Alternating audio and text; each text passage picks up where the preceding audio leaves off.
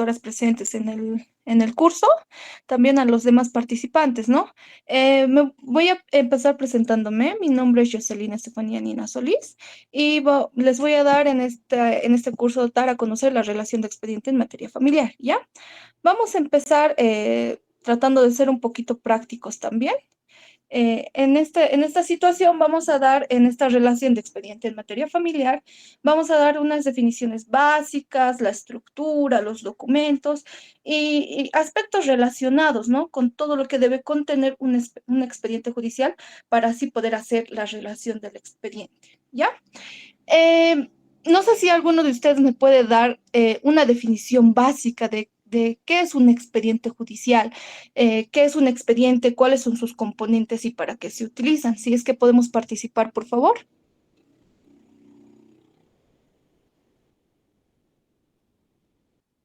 Nadie. Tratemos de participar un poquito, por favor. Si alguien pueda tener un concepto por lo menos básico, más o menos.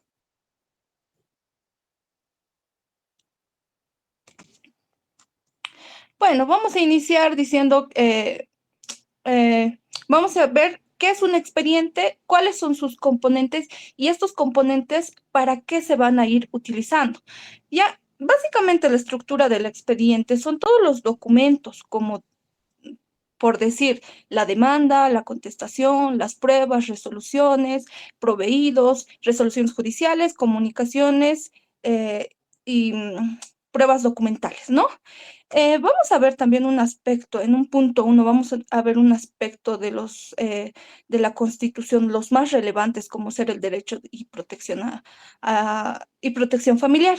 Vamos a analizar los principios constitucionales relacionados con la protección de la familia, los derechos de los niños, niñas y adolescentes, así también la igualdad de género, ¿no? Vamos a tener un pequeño concepto de qué es un expediente en materia familiar. Se define a un conjunto de documentos y registros relacionados en casos legales que involucran asuntos familiares. ¿A qué me refiero con eso? Como todos sabemos, hay controversias, las cuales no se llegan a resolver con una conciliación o en un primer ámbito de una conciliación, ¿no? Doctora, Por lo que disculpe, ¿será que puede ampliar su presentación? No se lee con claridad, doctorita, por favor. perdón, ¿me puedes volver a repetir?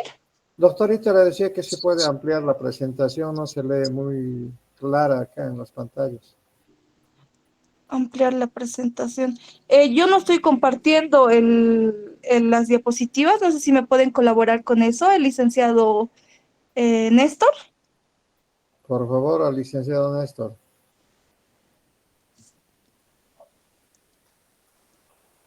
Bueno, voy a continuar yo dando tal vez el pequeño concepto, ¿no? Estábamos diciendo que son todos los actos legales que puedan involucrar en cuanto a situaciones familiares, como ser, y tenemos conocimiento sobre temas de divorcio, ya que estamos tocando netamente el tema de materia familiar, como ser divorcio, cuestiones de custodia de menores, pensión alimenticia, adopciones y otros similares, ¿no? Que tenemos dentro de nuestra ley 603, Código de Familias y del Proceso Familiar, ¿no? Eh, esta es la estructura y la forma en la que se manejan los expedientes. Pueden variar, ¿no? Según el tema del manejo del juzgado, pero todos tienen en sí, contiene un elemento general y este tiene un sustento, se puede decir, general. Específico, todos manejan de la misma manera, según también sea la competencia del juzgado, ¿no? Vamos a ver como relación de expediente, qué es lo que tiene que contener, qué elementos debe tener el expediente, ¿no? Básicamente debe tener una demanda o solicitud inicial. ¿Qué queremos decir con demanda o solicitud inicial? Este es el documento presentado por una de las partes para iniciar un caso en materia familiar. Puede ser, como habíamos dicho, una demanda de divorcio, una demanda de asistencia familiar, una demanda de custodia de menor, una solicitud de asistencia familiar, ¿no? Y entre otros que tenemos dentro de nuestra normativa. Vamos a ver acá también nosotros, bueno, extendiéndonos un poquito en esta solicitud o demanda, como todos ya tenemos conocimiento, esta se la hace bajo, o bueno, con una finalidad, ¿no? Que es la pretensión final. Vamos a poner en contexto o vamos a dar un ejemplo de una asistencia familiar. ¿Qué es lo que debe contener nuestro memorial de asistencia familiar nuestra demanda, perdón, nuestra demanda de asistencia familiar? Debe contener básicamente las partes intervinientes, la relación breve de los hechos, la solicitud, lo que se está solicitando a la autoridad jurisdiccional, ¿no? Eso también debe estar acompañado de la prueba documental pertinente, ¿ya? Eh, Básicamente a esto, una vez ingresada el tema de la demanda, ya sea de asistencia familiar o de otros temas en materia familiar, esto corre traslado a la parte contraria, ¿no? Eh, Evidentemente, si se nos observa, tenemos que subsanar, ¿no? Y tenemos un plazo establecido para poder subsanar esta demanda, ¿no? Si se nos podría observar en algún momento. Pero si la demanda es admitida o es subsanada de igual manera, esto va a correr traslado a la parte contraria. La parte contraria, esto es uno de los elementos que contiene el expediente, porque la parte contraria nos va a responder, nos va a dar una contestación a la demanda, ya sea esta demanda afirmativa o puede ser negativa, de manera afirmativa o de manera negativa. Como por ejemplo, en el tema de asistencia familiar, vamos a ver que es uno de los más básicos, ¿no? Y de los que mayormente se da en nuestro entorno, en nuestro entorno legal, ¿no? Nos dice, o bueno, presentamos la demanda, nos contestan de manera negativa o afirmativa. Generalmente en el tema de asistencia siempre nos contestan de manera negativa, porque a veces se pretende una asistencia familiar de, pongamos, unos 1.000 bolivianos. Entonces nos responden de manera negativa diciéndonos que no cuentan con un trabajo estable, porque también para ver el tema de la asistencia hay que ver el tema de necesidades del menor y ah, necesidades del menor y capacidad del obligado, ¿verdad? Entonces, viendo bajo ese parámetro, si es una persona que eh, no tiene una fuente laboral estable, nos va a responder de manera negativa diciéndonos que nos quiere dar, pongamos el mínimo legal, ¿no ve? Que es el 20% del salario mínimo nacional. Entonces, bajo esa lógica es que nos van a ir respondiendo de manera negativa o de manera afirmativa. Nosotros también tenemos que ver toda la documentación que tengamos que adjuntar como ser. Al nosotros iniciar una demanda de asistencia familiar, vamos a pues ver la capacidad del obligado primeramente, ¿no? Si él mismo cuenta con un trabajo estable, nosotros tendremos pues que, si no oficiar, si no contamos con una boleta de sueldo o si no contamos con un respaldo de que esa persona tiene una fuente laboral estable, pues tendremos que solicitar, ¿no? Mediante la autoridad jurisdiccional unos oficios a la entidad que corresponda, ¿no? Si digamos él trabajaría para el Estado o en alguna empresa para que la misma empresa o el Estado o la entidad donde trabaja nos pueda responder con un oficio del salario mensual que esta persona tiene. También tenemos que adjuntar prueba documental idónea para lo que queremos demostrar. ¿Por qué? Adjuntada la demanda, si bien nos van a responder, los documentos van a ser la base. Los documentos presentados como prueba documental, testifical, pericial, van a ser la base para el fallo judicial, ¿no? Van a tomar en consideración cada una de las pruebas que se ha aportado dentro de esta solicitud o dentro de esta pretensión que estamos realizando. Tenemos que ver, como estábamos viendo, el tema de vouchers, el tema de gastos, tal vez gastos extraordinarios que pueda tener la persona, adjuntar facturas, adjuntar, qué sé yo, certificados, certificaciones y demás, ¿no? Eso es en cuanto a los documentos relacionados que debe tener dentro de la demanda y para lo cual también la parte contraria o la parte demandada nos va a responder teniendo el conocimiento de toda la prueba. Esta demanda, una vez iniciada, tiene sustento de modificación antes de ser notificada a la parte contraria. Entonces, podemos modificar o ampliar la demanda, ¿no? Antes de notificada a la parte contraria. También vamos a ver que aquí tiene que tener, como ya habíamos dicho, pruebas, evidencias, documentación de todo lo que queramos dar y aportar para llegar a la verdad, ¿no? Para llegar a la solicitud o a la pretensión. También dentro de esto está, dentro de nuestro expediente vamos a tener como ser decretos, autos y resoluciones, ¿no? Que forman parte de este expediente. Vamos a ver las resoluciones judiciales. Por ejemplo, todas las decisiones y resoluciones del juez que dé al caso, ¿no? Como órdenes temporales, sentencias de divorcios, acuerdos de custodia y diferentes que estos son incluidos dentro del expediente. También tenemos documentos relacionados, como ser cualquier otro tipo de documento relevante, como ser cuando solicitamos informes, cuando solicitamos oficios, cuando solicitamos algún informe u oficio de otras entidades. eh, Esto siempre solicitándolo en primera instancia al juez para que esto dé parte y nos respondan con el informe o el oficio que estamos pretendiendo. También dentro de nuestro expediente vamos a tener las comunicaciones y notificaciones, comunicaciones oficiales, ¿no? Que tengan entre las partes y dentro del tribunal, como ser notificación con la demanda, notificación con algún incidente, excepción. Tenemos, ¿no? Distintas notificaciones también dentro de nuestro expediente.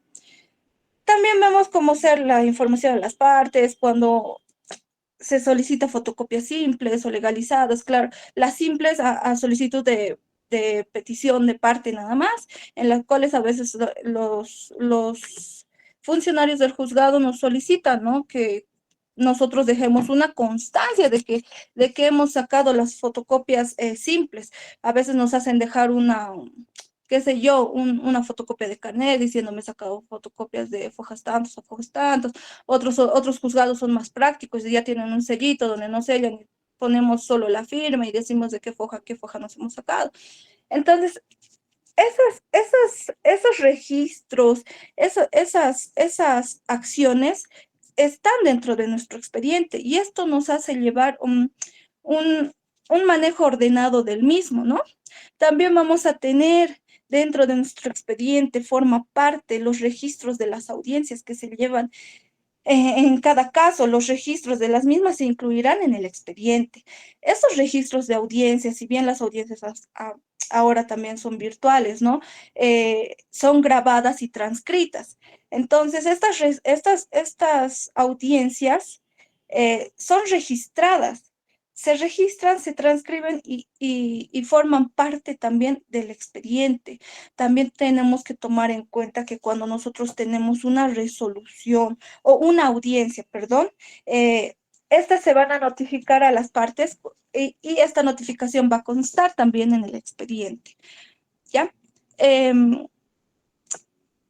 También va a estar dentro de nuestro expediente todo lo que son documentos, ya sean periciales, ya sean pruebas, pruebas documentales, pruebas testificales, pruebas periciales, resoluciones, autos interlocutorios, decretos, resoluciones y demás actuados como ser notificaciones que están dentro de nuestro expediente y nos dan un control jurisdiccional al mismo, ¿no?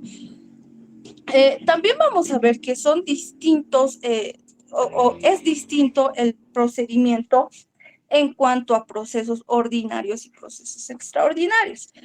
¿Alguien me puede dar una definición de un proceso ordinario o un concepto pequeño de entre qué se diferencia o un concepto de un proceso ordinario y un proceso extraordinario? ¿Me podrían colaborar con eso, por favor?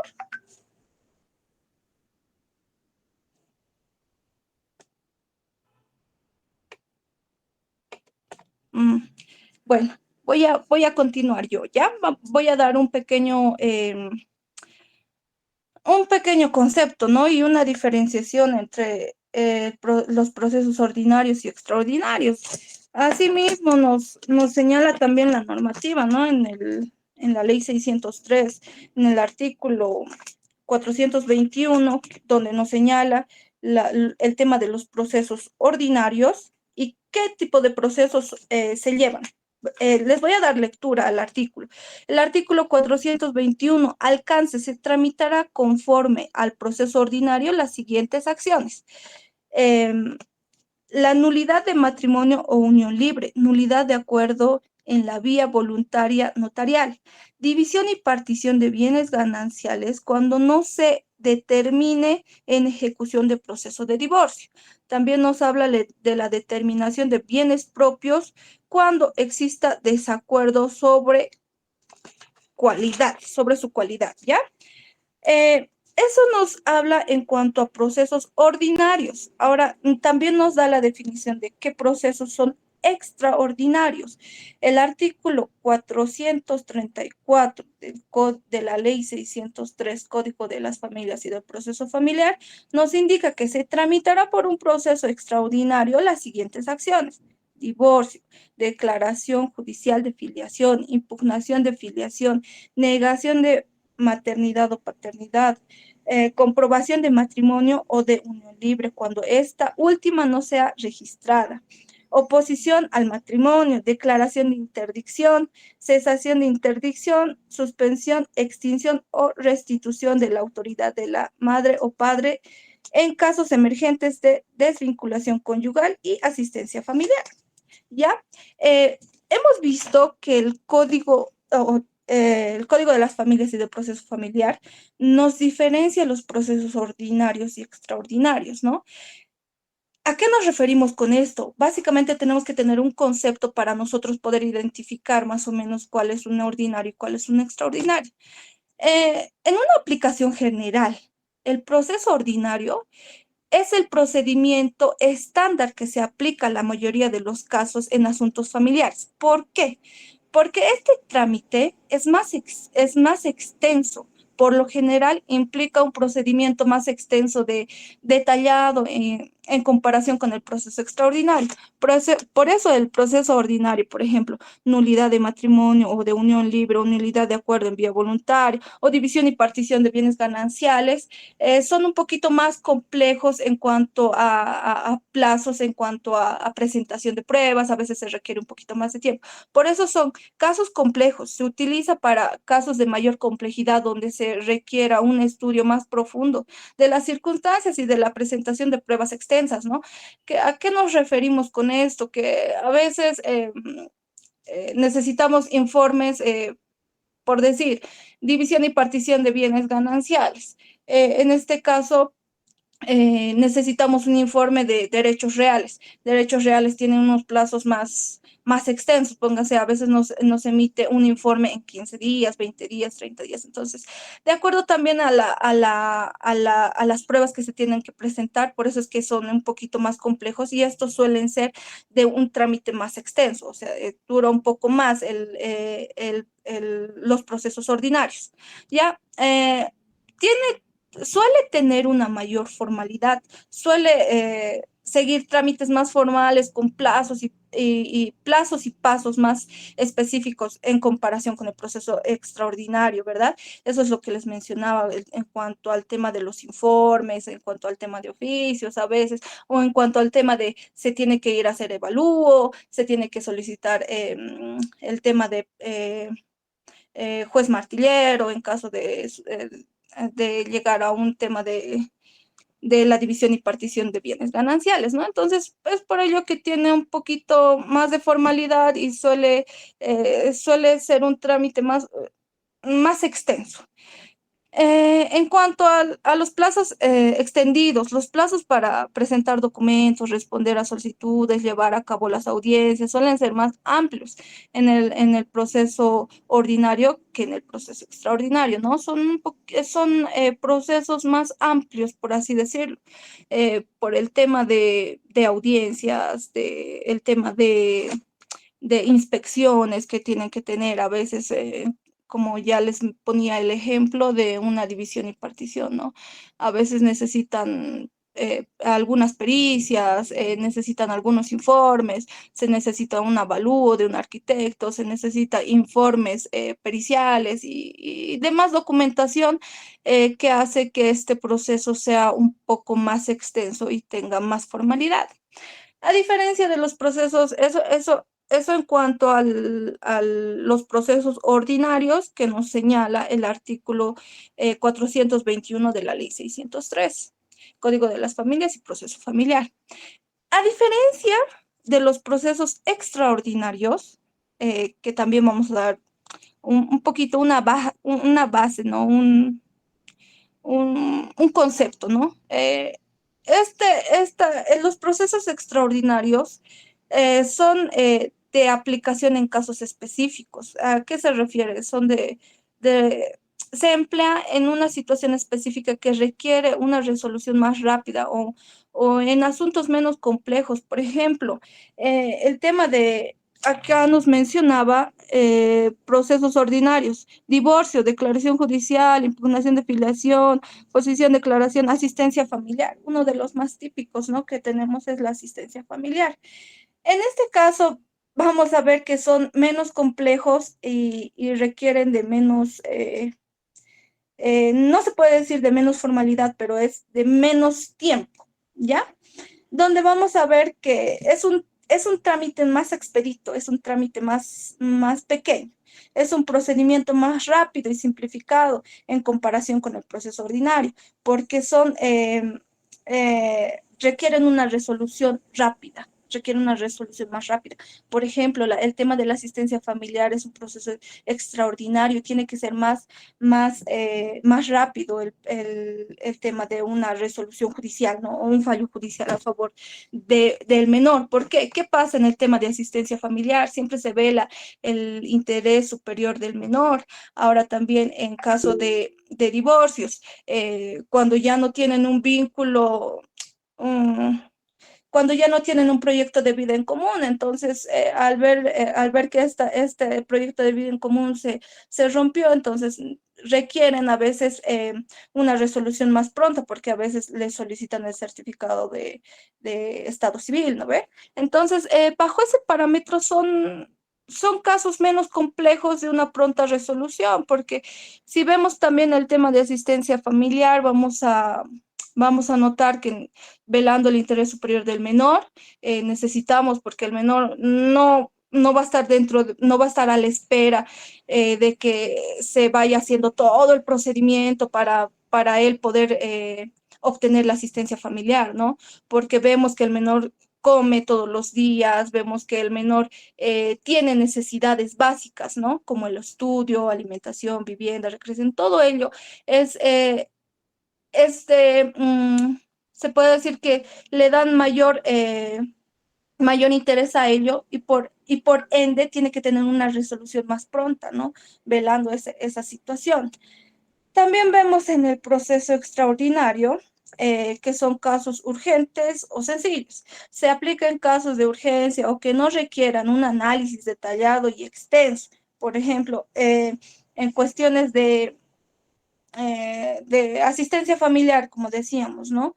También vemos el tema de acuerdos de resolución inmediata. Estos acuerdos de resolución inmediata que son incluso mucho más cortos y estaría dentro también de los procesos extraordinarios. ¿Por qué? Porque cuando solicitamos la homologación de un acuerdo, esto se notifica a la parte contraria y se hacen mayores, mayores actos legales, ¿verdad? Pero en este caso, poniendo un ejemplo, ¿no? Tenemos la homologación de acuerdo por resolución inmediata. ¿A qué nos referimos? ¿Cuándo se da más o menos este acuerdo? Vamos a poner para no extendernos muchos, vamos a poner unos pequeños ejemplos, ¿ya? En caso de que, ¿cuándo nos dice la ley que podemos solicitar una homologación de resolución inmediata o de acuerdo de resolución inmediata? Cuando ésta esté firmada por autoridad judicial, como puede ser, se haya firmado en la DNA o en fiscalía, ¿no? Que también se da. que se ve que firman acuerdos de asistencia familiar, póngase. Entonces, esto ya, una vez nosotros presentamos la homologación de acuerdo bajo resolución inmediata, esto toma conocimiento la autoridad judicial y ya no sale el tema de una resolución sin mayor trámite, ¿no? Se notifica sin mayor trámite el acuerdo de resolución inmediata y ya está homologado nuestro acuerdo. Entonces, son casos extraordinarios donde nos muestra que se necesita, son casos de mayor atención por corresponder también a menores de edad o por corresponder a ciertos casos urgentes, ¿no? Como ser la asistencia familiar, es algo básico y es algo sencillo. Menor formalidad. Puede ser, como les iba diciendo sobre el tema de resoluciones inmediatas, menor formalidad, menos formal en cuanto a plazos y requerimientos documentales. No existe, digamos, en estos procesos extraordinarios, no necesitamos, como son casos menos complejos y son casos más urgentes de resolver, entonces no necesitamos, por ejemplo, un avalúo, una prueba pericial, que se haga un sorteo al colegio de arquitectos para una división y partición, como es el proceso ordinario. Son casos menos complejos y requiere menos formalidad en cuanto a plazos y requerimientos documentales, ¿no? Nos vamos con un inicio desde la prueba que tenemos, con lo que vamos, en cuanto a la asistencia familiar, toda la documentación que presentamos, es por eso que no requiere mayor formalidad. En cuanto a los plazos reducidos para presentar documentos, responder solicitudes y llevar a cabo audiencias, suelen ser más cortos en el proceso ordinario que como en el proceso extraordinario, ¿no? Podemos ver también acá un poquito de aspectos comunes dentro de los procesos ordinarios y extraordinarios. Los aspectos comunes son básicos, ¿no? Que es la garantía de derecho. Tanto el proceso ordinario como el proceso extraordinario busca garantizar los derechos de las partes involucradas y llegar a una resolución justa y equitativa, ¿no? Ambos procesos, si bien unos no requieren tanto formalismo, tenemos más cortos plazos, hay algunos como habíamos visto en el tema de resolución inmediata, son más rápidos, otros son más extensos, pero el aspecto común es la garantía de derecho que estos procesos tienen, ¿no? Eh, al tener una resolución justa y equitativa, ¿no? Siempre en el marco del derecho. Eh, Denme un minutito, por favor, les rogaré. Denme 2 minutos. Estoy teniendo un poquito de falla técnica, por favor, si les rogaría 2 minutitos.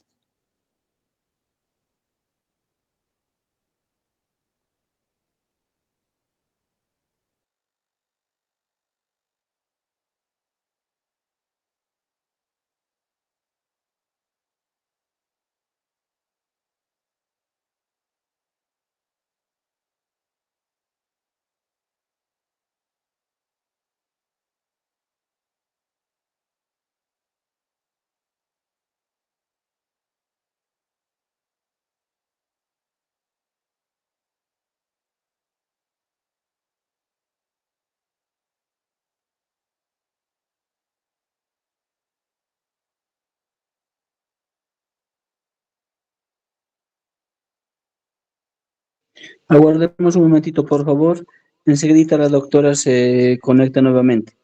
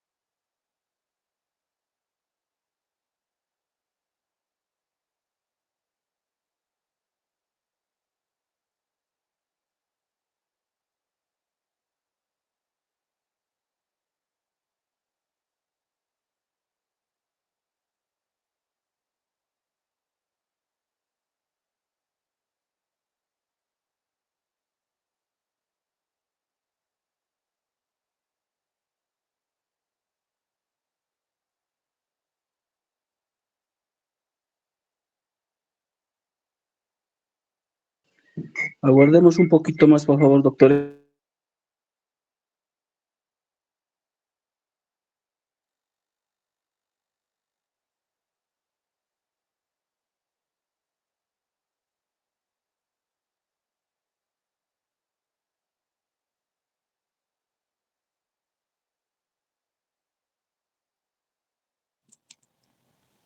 Muchas gracias por la espera y mil disculpas, he tenido un poquito mi computadora se ha apagado. Bueno, vamos a dar continuidad, ¿no? A la clase que estamos dando hoy. Estábamos en aspectos comunes, tanto en el proceso ordinario como en el proceso extraordinario y que busca, ¿no? Que busca garantizar los derechos de las partes involucradas para llegar a una resolución justa y equitativa, ¿no? Vamos a decir que en conformidad también con la Ley 603, Código de las Familias y del Proceso Familiar, ambos procedimientos deben estar en conformidad de las disposiciones establecidas en la Ley 603, que regula los asuntos familiares, ¿no? Dentro de nuestro territorio nacional, ¿no? Entonces, bajo ese ámbito tenemos que ver siempre que todo esto debe estar dentro y enmarcado de la normativa y de la ley 603, que es específicamente el Código de las Familias. La diferencia principal, bueno, radica en la complejidad y la celeridad de los procesos, ¿no? Mientras que en el proceso ordinario se utiliza en casos más complejos y requiere un poco más de análisis profundo por ser más extenso en cuanto a audiencias, ya hemos quedado informes y demás requerimientos que se tenga para dentro del proceso ordinario. El extraordinario se aplica en asuntos más simples o de urgencia, buscando una resolución más pronta, rápida y un poquito más ágil, ¿no? Esa es la principal diferencia entre los procesos ordinarios y extraordinarios. También dentro de esto tenemos que ver los principios constitucionales relevantes, ¿no? Toda vez de que estamos hablando que si un ordinario y un extraordinario se diferencia mayormente en el tiempo y la complejidad, también tiene que haber principios constitucionales relevantes, ¿no? La igualdad y la no discriminación, que nos señala también la Constitución Política del Estado, donde nos garantiza el principio de igualdad y prohíbe la discriminación por cualquier motivo, ¿no? Esto se aplica en todos los aspectos de asuntos familiares, también se aplica en todos los aspectos, ¿no? Judiciales que se pueda tener, no siempre en el ámbito familiar. También esto se aplica en el ámbito penal, en el ámbito familiar, civil, en todos los ámbitos, ¿no? En cuanto a los actos judiciales. Eh, Básicamente también tenemos que ver en cuanto a los principios constitucionales, ¿no? Estamos tocando el tema de materia familiar. Acá también se vela en los derechos de los niños, niñas y adolescentes. La Constitución Política del Estado protege los derechos de los niños, niñas y adolescentes, estableciendo que su interés superior debe ser una consideración primordial, ¿no? El interés superior del menor en todos los asuntos que conciernan en cuanto a los menores de edad. Esto mismo se debe reflejar dentro de nuestro expediente, ¿no? Así dentro de los actos legales que podamos tener dentro del proceso que tengamos, ¿no? Ya sea asistencia, división y demás, ¿no? Esto se refleja en la atención a estos derechos en caso que involucran menores, o sea, tiene que estar reflejado el interés superior del menor en toda circunstancia. También tenemos como base esencial la justicia plurinacional. La Constitución Política del Estado reconoce, ¿no?, la justicia plurinacional, que respeta, reconoce la diversidad de cultura lingüística del país. Esto puede influir en las resoluciones de asuntos familiares y se debe reflejar en los expedientes, en los casos pertinentes también, ¿no? Asimismo, vemos que los expedientes en materia familiar están en plena concordancia con la disposición de la Ley 603, asegurando que todos los procesos se sujeten a la norma establecida que está en la ley, ¿no? También podemos ver elementos del expediente, los elementos que tenemos dentro del expediente, ¿no? Los cuales ya vamos a recapitular, son que tiene que contener la demanda, contestación, pruebas, resoluciones judiciales, comunicaciones, notificaciones, informaciones a las partes, registros de audiencia y cualquier otro documento relevante que esté de acuerdo al caso. Cada uno de estos elementos debe cumplir con los principios constitucionales y la disposición de la Ley 603. Eh, Vamos a ver en cuanto al tema de procedimiento. En el libro segundo en el proceso familiar, que son las disposiciones generales, nos señala, ¿no? La naturaleza de la norma procesal familiar, porque todos estos documentos, ya sean como ya hemos visto, la demanda, contestación, prueba y demás actuados que estén dentro de nuestro expediente, tiene que estar de acuerdo a la normativa. Y en el artículo 219 de la ley 603 nos dice que nos dice, las normas del proceso familiar son de orden público, de cumplimiento obligatorio y de carácter social. Se salvan aquellas normas de carácter facultativo y dispositivo liberadas a la voluntad de las partes. Contiene, ¿no ve? En su parágrafo segundo nos dice que contiene los fundamentos de principios, instituciones y normas procedimentales que rigen el proceso familiar, constituyen el medio que garantice la tutela jurisdiccional de los derechos de las familias y de sus miembros establecidos en la Constitución Política del Estado y las leyes, ¿no? Todo tiene que estar dentro del marco de la ley y siempre velando el derecho tanto de la parte demandada, bueno, la igualdad de partes, porque tenemos el derecho de igualdad de partes y los derechos de la parte demandada, parte demandante y la pretensión también que se está solicitando, ¿no? También nos señala principios procesales, eh, nos señala el principio procesal de la familia. Básicamente nos señala la oralidad, la inmediación, la verdad material, la trascendencia, el no formalismo, el impulso procesal, eh, la preclusión, la buena fe y la lealtad procesal, protección de las familias, interculturalidad, interés superior de los niños, niñas y adolescentes, ¿no? Cada uno de estos principios también que están enmarcados dentro de nuestra normativa y se tiene que tomar en consideración cada vez que se realiza un acto procesal, cuando se tenga, por ejemplo, la presentación de la demanda, la contestación de la demanda, la presentación de pruebas, audiencias judiciales. Cada uno de estos principios debe estar reflejado dentro de todo el acto procesal que queramos gestionar, ¿no? Eh,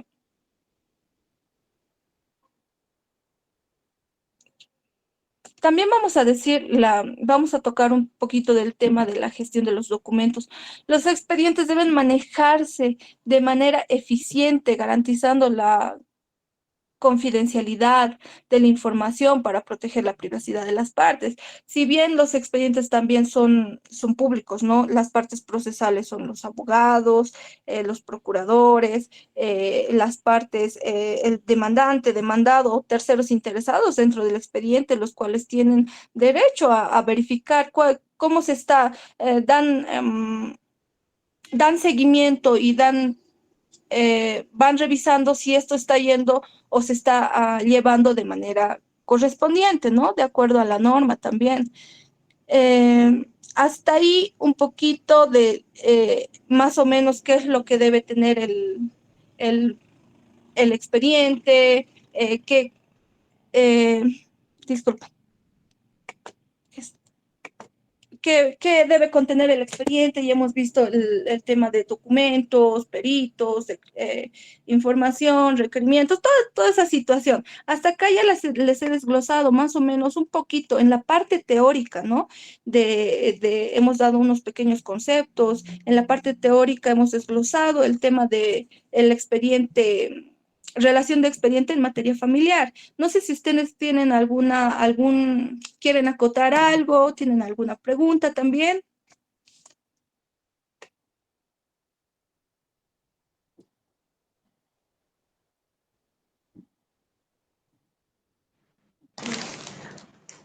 Buenas noches, doctorita.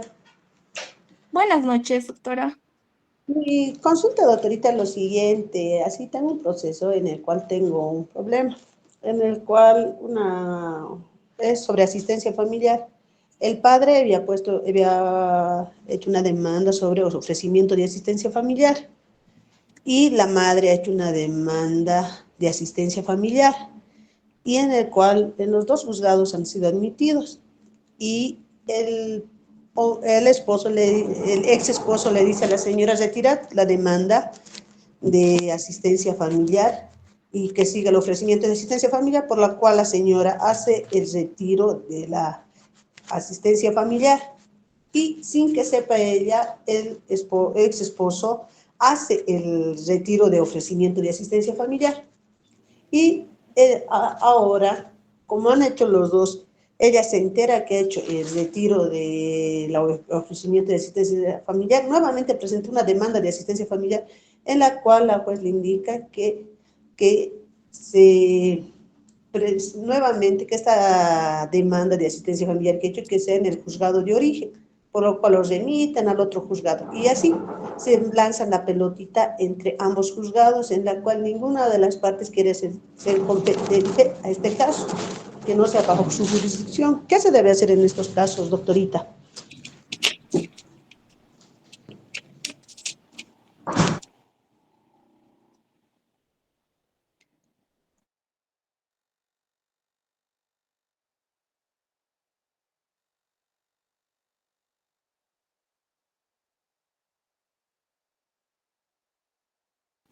Una consulta, doctora. El expediente se ha vuelto a remitir al juzgado de origen porque si bien ha habido un inicio de una pretensión de asistencia familiar en un inicio y se ha retirado, tenemos un NUREG, ¿verdad? Nos genera un NUREG entre las partes intervinientes. Entonces, cuando se ha retirado y se ha vuelto a presentar la asistencia familiar, ¿se ha vuelto a remitir al juzgado de origen? Sí, doctorita, se ha remitido al juzgado de origen, que ha sido el ofrecimiento de asistencia familiar, pero la juez indica que como hay una demanda de asistencia familiar en otro juzgado, que sea ahí donde se lleve el caso. Y nuevamente la otra del otro juzgado le vuelve a hacer la declinatoria al otro juzgado. Y así se lanza la pelotita, doctora.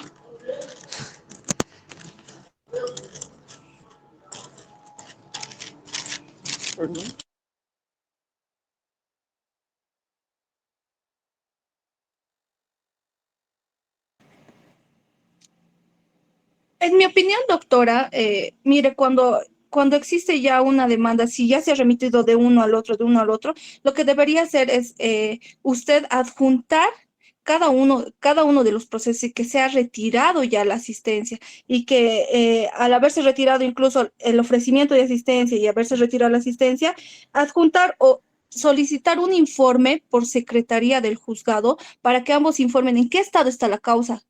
Entonces, para verificar el estado de la causa del proceso y que el juez, si evidentemente está volviendo a solicitar la remisión, se vea que no se ha resuelto en sí la causa, ¿me entiende, verdad? No se ha resuelto, no se ha llegado a una, a una resolución, ya sea por una asistencia familiar o por ofrecimiento de asistencia, que simplemente se ha retirado ambos procesos. Entonces, en mi opinión, doctora, yo le diría que solicite un informe a Secretaría de Juzgado y adjunte en copias legalizadas cada uno de los procesos que han sido retirados. Gracias, doctorita.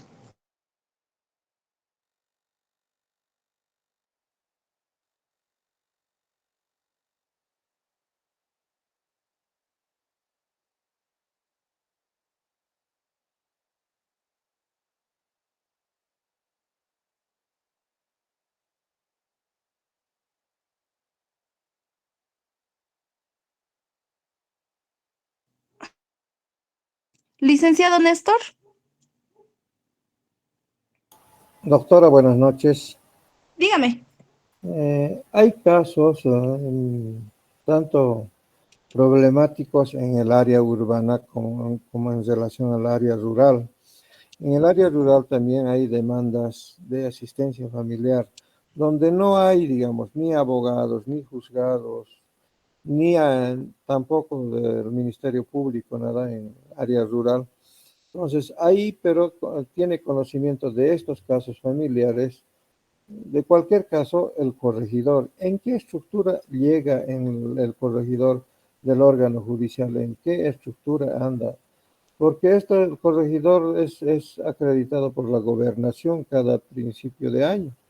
Entonces, pero no encuentro yo en qué estructura entra el corregidor en el órgano judicial. ¿Y por qué tiene que conocer estos casos o se tiene que derivar directamente a la autoridad competente? Sáqueme de esa duda, doctorita.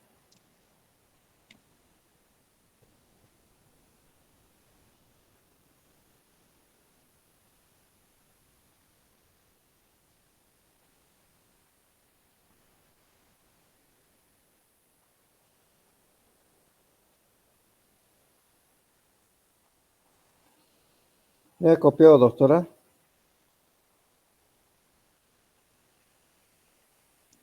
Un poquito entrecortado. ¿Será que me puede volver a repetir, por favor? Doctora, le decía, hay un cierto vacío, por decir, entre la justicia, digamos, en el área rural. En el área rural, donde no hay autoridades competentes, tan solamente está el corregidor.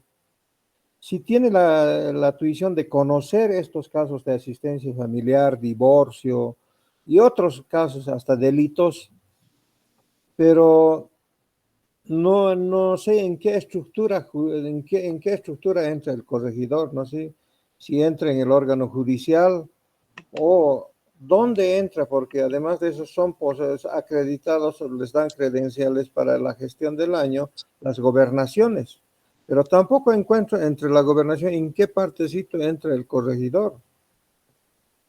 Si tiene la tuición de conocer estos casos o tiene que derivar directamente al órgano judicial competente, en este caso. Bueno, el tema de corregidores, mire, esta situación, cuando no se cuenta, ¿no? En el área rural, cuando no se cuenta eh, con un juzgado o alguien competente que esté, ¿no? Dentro del órgano jurisdiccional, este debe ser remitido sí o sí a la entidad competente, ¿no? Si evidentemente los corregidores están facultados, tienen ciertas facultades para conocer así causas en cuanto a procesos familiares, asistencia familiar o algún proceso, esto debe ser derivado, por eso es que existen incluso juzgados mixtos, ¿no? Al existir los juzgados mixtos, estos deben tener, este corregidor debería dar conocimiento a los juzgados mixtos, a los más cercanos, ¿no? Como ser, a veces cuando estamos en el área rural, nos mandan por decir al juzgado mixto de, eh, de Achocalla o juzgados mixtos, donde ellos tienen la tuición y tienen la competencia para dar una solución a este caso, ¿no? O a cualquier caso que pueda llegar, ya sea penal, familiar. En ese caso, se tiene que derivar netamente al órgano jurisdiccional. Pero también cuando hace esta acción el corregidor, doctora, el pueblo o la comunidad le amenazan al corregidor diciendo que ellos deben solucionar mediante la justicia indígena originaria o la justicia uh, por usos y costumbres. En ese caso, ¿qué hace el corregidor? Es amenazado por el pueblo.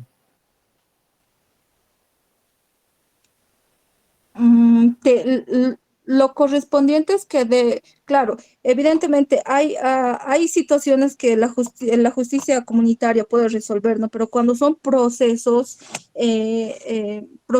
o cuando se pretende instaurar un proceso, este tiene que dar competencia al órgano jurisdiccional porque él no tiene la competencia ni la tuición como para poder resolver un proceso instaurado, ¿no? Ya, como le digo, ya sea familiar o ya sea de familiar, penal o civil, ¿no? En cualquiera de esos casos tiene que dar conocimiento a la autoridad competente, que en este caso, si es el área rural, sería un juzgado mixto, ¿no? Pero el corregidor no está reconocido en el órgano judicial, doctor, ni tampoco en la estructura del gobernador entra. ¿Y cómo? ¿Quién, Por quién? lo mismo, por lo mismo, al no estar reconocido, este no tiene la competencia para resolver conflictos judiciales. Este tiene que dar conocimiento directo como usted me menciona, doctor, eso es en el área rural, tiene que dar conocimiento a autoridad competente, en este caso algún juzgado mixto, si estamos hablando de área rural. Ya, doctorita, está bien, pero ¿qué hace el corregidor amenazado por el pueblo diciendo que le obliguen a solucionar este tipo de demandas, de estos procesos? Un poco compleja la situación, ¿no? Pero por normativa el corregidor no tendría la facultad para resolver el proceso. Así es, doctorita, pero este es un vacío en todo el ordenamiento jurídico nacional. Claro, es un vacío jurídico que tenemos dentro de nuestra normativa, ¿no? Un poco compleja la situación, pero lo que corresponde es dar conocimiento a autoridad competente, ¿no? Gracias, doctorita. Muchas gracias, doctor Hernán. ¿Alguna otra consulta?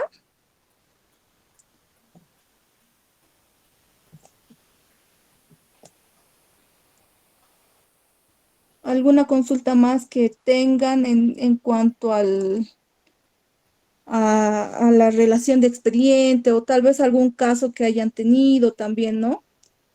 Podemos acá tratar de resolver, tratar de ver algunas soluciones también, ¿no?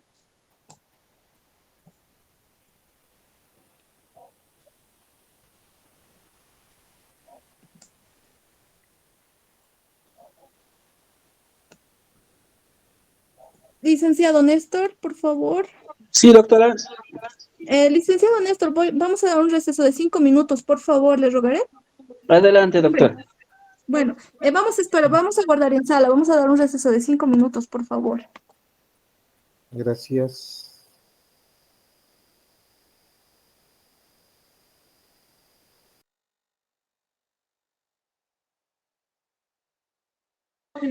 Nos envían un mensajito, por favor, para que les podamos mandar la grabación del curso por WhatsApp a cada uno de ustedes.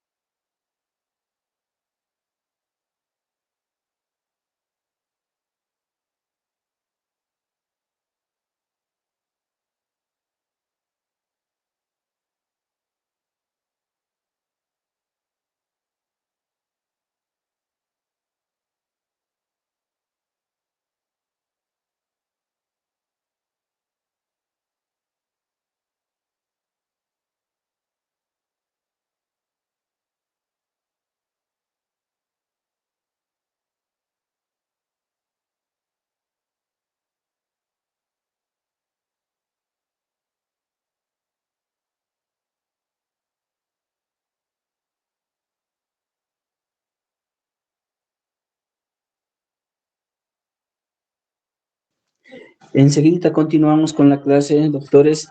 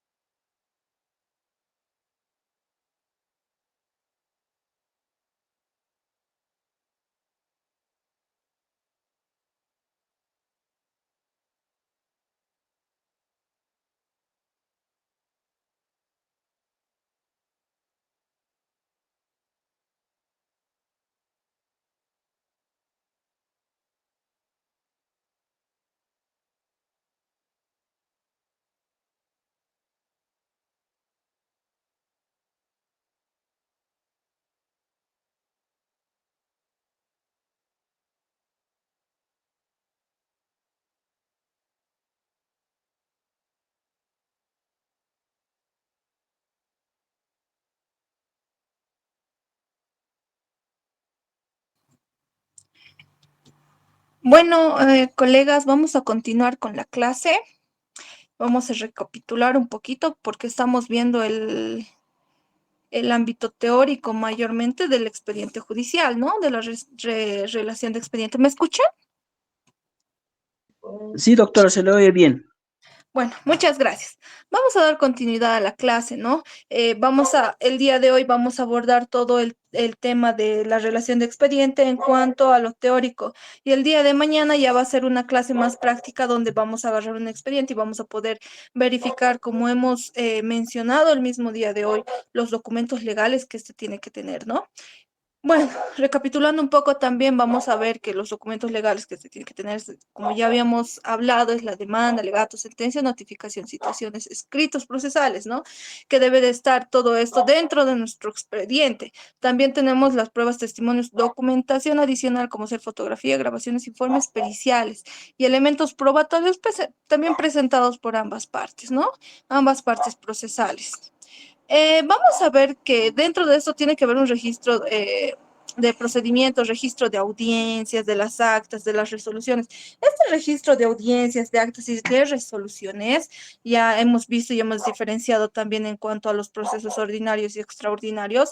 Si bien ambos tienen una pequeña o tienen una diferenciación, ambos tienen una misma base, ¿no? Que todos quieren llegar a una resolución pronta y equitativa para ambas partes, ¿no?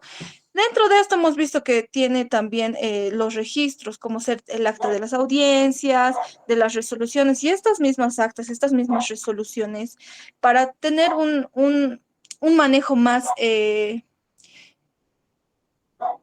detallado del mismo, también contamos, ¿no? Aparte de la resolución que se transcribe y se adhiere al expediente judicial, este también tiene que estar en en un libro de tomas de razón, ¿no? No sé si alguna vez también ustedes habrán escuchado el tema de algún extravío judicial, ¿no? Muchas veces pasa esa situación, ¿no? O bueno, se escucha también recurrentemente de que se ha extraviado el expediente, de que no se encuentra, entonces se hace una reposición de expediente. Y este libro de tomas de razón, donde se transcriben todas las audiencias y se tiene una copia bueno, se tiene una copia de la resolución, este libro de tomas de razón nos ayuda, ¿no? A poder reponer el expediente, tener dichos actos judiciales dentro del mismo, volverlos a tener, ¿no? Esa es la importancia, digamos, de un registro de los procedimientos que se tiene dentro de también cada juzgado, ¿no? Y también cómo maneja cada uno de los funcionarios el juzgado. Básicamente la organización del expediente judicial es por tipo de documentos. Podemos decir agrupación de documentos similares como demandas, alegatos, sentencias para facilitar la revisión y la consulta, ¿no? Esto también tiene que ser algo cronológico, tiene que estar cronológicamente en el orden en el que se va presentando y en el orden en el, en tiene que tener una organización secuencial de documentos basado en la secuencia de eventos, se puede decir, del caso.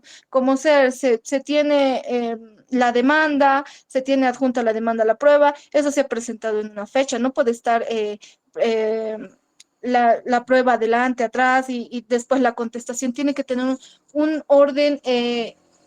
Un orden específico y también tiene que estar de acuerdo a la cronología de eventos que haya podido darse dentro del proceso judicial, ¿no? La identificación única de cada documento, registro eh, o registro del documento, este tiene que estar, ¿no? Como ya habíamos mencionado, tiene que estar cronológicamente adjunto al expediente para también poder facilitar la revisión y consulta del mismo, ¿no? Esa es básicamente la importancia, ¿no? Del expediente judicial. También vamos a ver que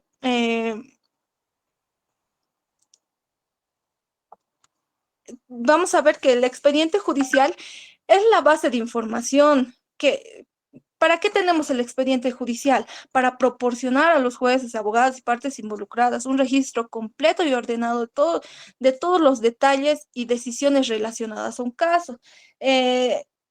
Si nosotros presentamos una demanda de asistencia familiar, a ello tiene que estar adjunta pues toda la prueba documental, pericial, testifical o qué sé yo, ¿no? Toda la prueba que veamos concerniente a la pretensión queramos nosotros llegar. Entonces, teniendo también esa situación, tiene que estar todo relacionado en cuanto al mismo proceso. También podemos ver el cumplimiento o bueno, este expediente, si está cronológicamente, está identificado, está adjuntado, está bien manejado el expediente, entonces esto nos va a facilitar o nos va a permitir a las partes implicadas acceder a la información relevante para argumentar en sus casos y para que los jueces tomen decisiones bien fundamentadas. Si nosotros nos vamos a una demanda de asistencia familiar sin prueba, vamos a querer una asistencia familiar de 1.000 bolivianos, no hemos presentado el- la capacidad del obligado, no hemos presentado un voucher o una boleta de su trabajo donde nos diga que gana por lo menos unos 4.000 o 5.000 bolivianos. Entonces, si no presentamos la prueba documental idónea y pertinente, no nos va a resultar o no nos va a dar la misma eficiencia que queremos tener, ¿no? No vamos a llegar no vamos a lograr la pretensión que queremos, ¿no? Al final, ¿por qué? Si, recapitulando también en ese sentido, si vemos el tema de la asistencia familiar, nosotros vamos y simplemente mencionamos que queremos una asistencia de 1.000 bolivianos y no aportamos prueba idónea, como decir un voucher o una boleta de pago, ¿no? Donde nos identifique la capacidad del obligado y así también, si es que no podemos contar con ellos, solicitar oficios o informes a la entidad en la que puede trabajar o el trabajo donde está realizando, ¿no? Eso es una prueba pertinente e idónea para poder facilitar y para poder para que el juez pueda tomar una decisión fundamentada y pertinente al momento de llegar a la conclusión del proceso, tener una resolución, una sentencia, un fallo a nuestro favor, ¿no? Entonces, en ese ámbito hay que adjuntar toda la prueba documental pertinente, no simplemente documental, a veces también se requieren, qué sé yo, periciales, se requieren pruebas, videos o audios, alguna situación, ¿no? Para poder llegar a un fallo favorable. También vamos a ver el cumplimiento y la transparencia que tiene que tener este, este este proceso y en relación del expediente, ¿no? Tiene que contribuir la transparencia del proceso legal y asegurar que se signen los procedimientos legales adecuados. ¿Qué quiere decir los procedimientos legales adecuados? Nosotros no podemos irnos más allá de la norma o no podemos salirnos fuera de la normativa. Nuestra ley 603, el Código de las Familias y del Proceso Familiar, es clara, ¿no? En cuanto al procedimiento que se debe seguir paso a paso para llegar a un fallo favorable. Básicamente, la relación de expediente judicial es esencial para un buen funcionamiento del sistema legal. ¿Qué queremos decir? Que si nosotros, si el expediente judicial está pues en desorden, se pierden piezas procesales, no tiene un buen manejo, no tenemos pues un buen funcionamiento del sistema legal, ¿no ve? Y este mismo ya tiene que garantizar que todas las partes involucradas tengan acceso a la información pertinente y que se respeten los procesos legales adecuados, ¿no? Entonces, bajo ese parámetro, tenemos que nosotros como partes involucradas, ya seamos como abogados o partes procesales, parte demandante, demandado, asistentes, tenemos que dar un control a ese expediente, ¿no? Que nos va a facilitar en cuanto a la información, nos va a facilitar en cuanto a la obtención de pruebas y de todo lo que queramos realizar dentro del acto procesal o dentro del proceso que estemos instaurando o ya se haya instaurado. Entonces, bajo ese parámetro y bajo esa lógica que debe tener el contexto legal en cuanto a la relación de expediente. También podemos referir, eh, También podemos decir que se refiere a la manera en que se organiza y gestionan los documentos y registros relacionados con cada caso legal específico. Estos expedientes judiciales son esenciales para el funcionamiento del sistema legal, ya que nos permiten mantener un registro ordenado de todos los elementos relacionados con un caso, desde el inicio hasta la resolución y continuación, ¿no? Si va a haber apelación, si va a haber alguna otra situación. Se describen elementos claves en una relación de expediente, como ser la demanda, prueba documental, contestaciones, recursos que puedan haber, incidentes, excepciones dentro del mismo. Estos mismos van a ser notificados, vamos a tener toda la información dentro del expediente y nosotros tenemos que controlar ese expediente. No podemos presentar un memorial el día de hoy y que esté pues entrando, no ve a despacho el día viernes, digamos. Entonces tiene que haber un control dentro de ese expediente judicial. También vemos que eh, la organización del expediente judicial es algo muy fundamental para garantizar el proceso legal igualitario y transparente, justo, y que sea bien documentado. El expediente judicial tiene que estar gestionado por los tribunales y los profesionales a cargo del mismo, ¿no? Y las normas conexas también tienen que ir. Yo no puedo manejar el expediente como a mí se me dé la gana, si estoy, ¿quién tiene el manejo de los expedientes? ¿Quién está al resguardo de los expedientes? Es el secretario, la secretaria del juzgado, y ellos tienen que estar también a lo que está dentro de la normativa, dentro de nuestro código, dentro del procedimiento, cómo tiene que estar adherido a cada memorial, a nuestro expediente, cómo tiene que estar correlacionado y también cómo tiene que estar cronometrado, ¿no? En cuanto a que si se ha presentado un memorial el día de hoy, para después de 3 días nos salga la respuesta, ya sea mediante un decreto, ¿no? A lo que podamos, a lo que estemos solicitando.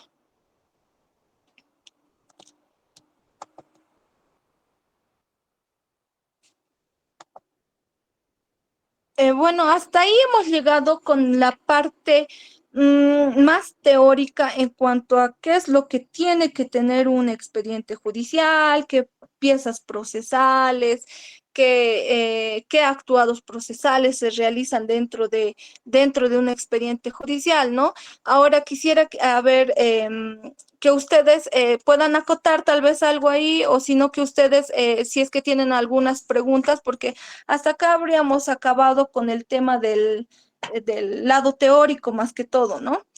Para posteriormente mañana entrar al lado práctico de la relación de expediente en materia familiar. Doctoras, doctores, ¿alguna pregunta, ah, tal vez algo no se ha entendido muy bien, tal vez quieran ver algún tema de algún caso también?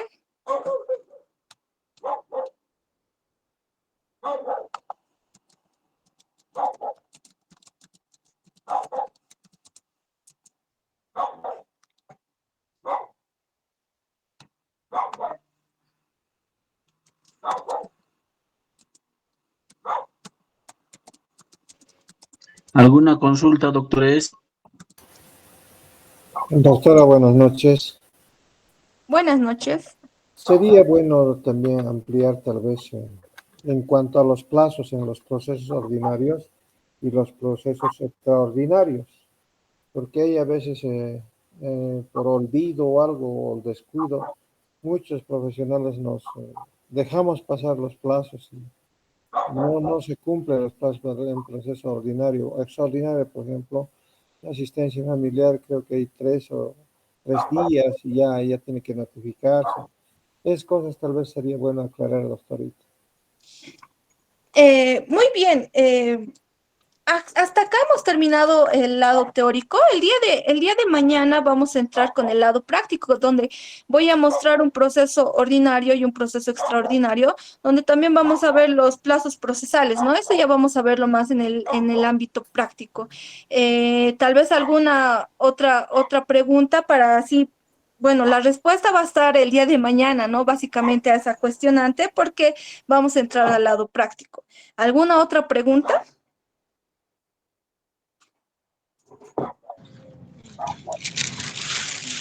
Buenas noches, doctora. Doctora, Mi pregunta es la siguiente, doctora. En caso de reducción de asistencia familiar, doctora, y el caso es el siguiente, doctora.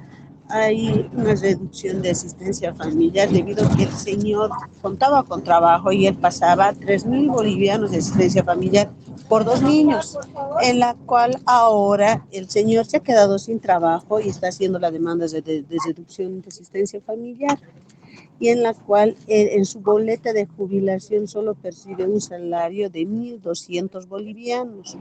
Mi consulta es la siguiente: se ha presentado todas las pruebas correspondientes del memorándum de despido y él ya es adulto mayor y se ha jubilado y solo sus pensiones son 1.200 bolivianos.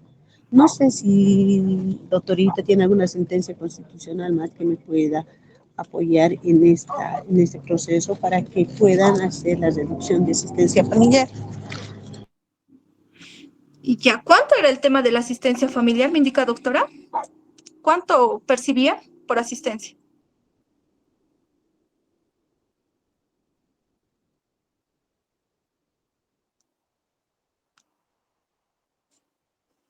Bueno, cuando se tiene ya una sentencia, o bueno, perdón, cuando ya se tiene una asistencia familiar eh, ya dispuesta por autoridad judicial o mediante un acuerdo, cualquier situación, ya ha pasado cada mes, pasaba un cierto monto, ¿no? Esto lo va a ver siempre viendo las necesidades del menor y la capacidad del obligado.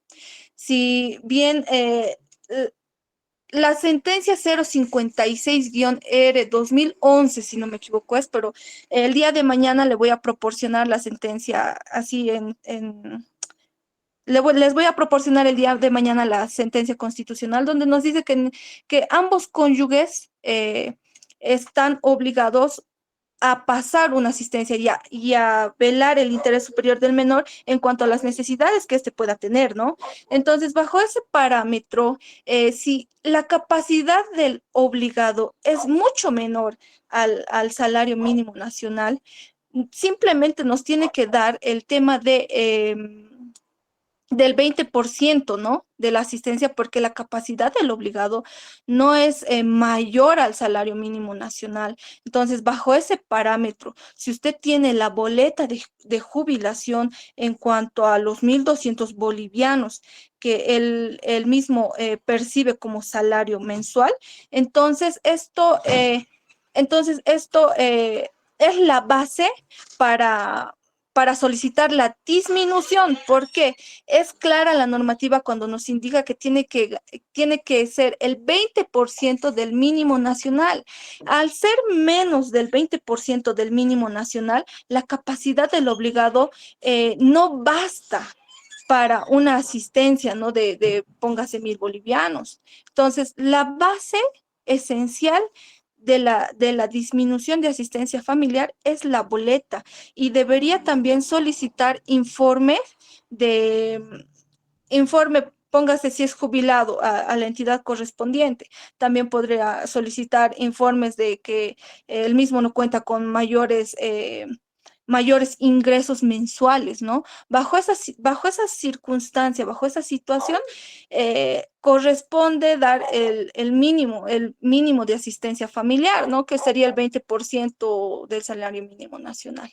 El día de mañana ya les voy a compartir el tema de sentencias también constitucionales para que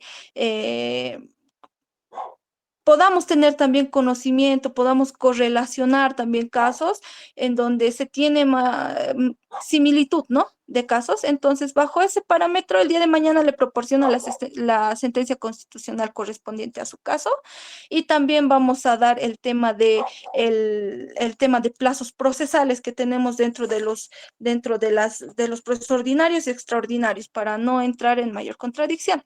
¿Alguna otra pregunta?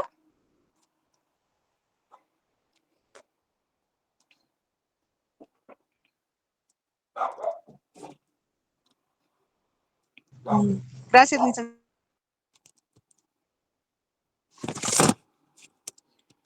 Bueno, ya hemos concluido con el lado teórico por el día de hoy.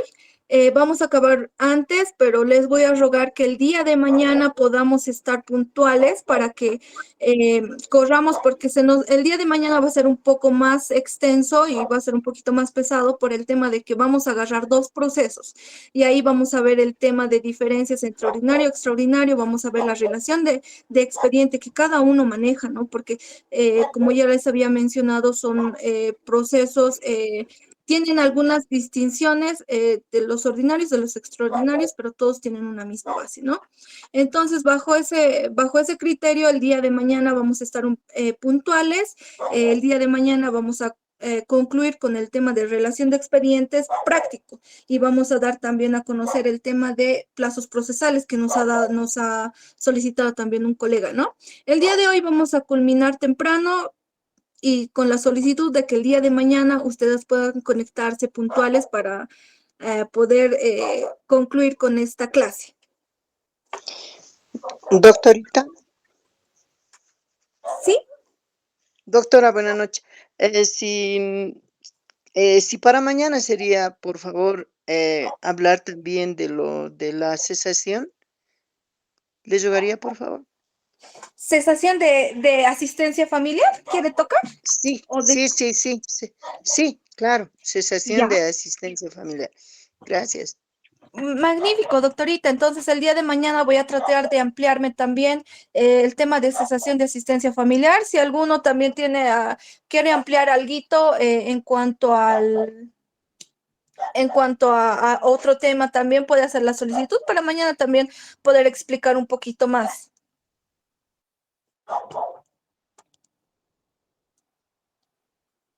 Bueno, doctora, sin otra solicitud más, aparte de la colega, el día de mañana nos estamos viendo a las 7:30. Les voy a rogar su puntualidad. Muchas gracias, doctora. El día de mañana continuamos con el curso. Muchas gracias, licenciado. Buenas Gracias. noches, licenciada. Gracias, Hasta doctor. luego, buenas Buenas noches. noches. Hasta luego, buenas noches.